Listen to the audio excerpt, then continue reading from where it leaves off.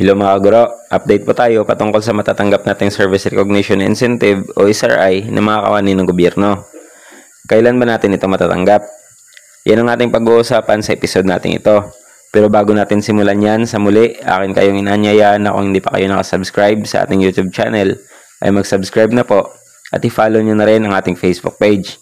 Saan ko ba yan mga guro? Marami pong salamat.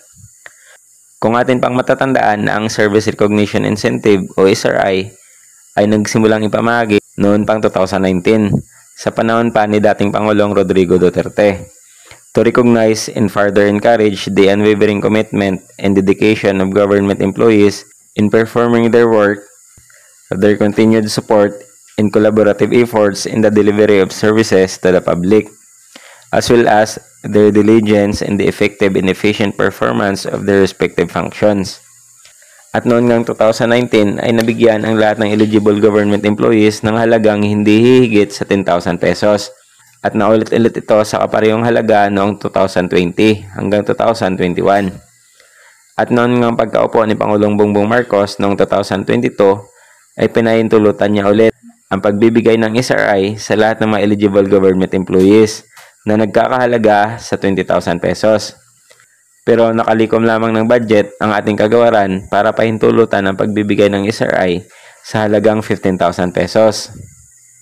At ang tanong na kung kailan ba natin ito matatanggap?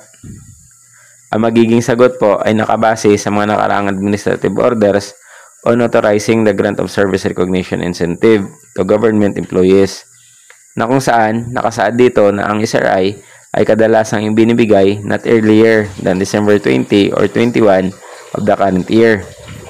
So mauna muna nating matanggap ang PEI bago ang SRI. Although hindi pa naman po sigurado kung pahihintulutan ba talaga ng Pangulong Bongbong Marcos ang pagbibigay ng SRI, at kung mayroon man ay wala pa naman pong nakakaalam kung magkano ba talaga ito.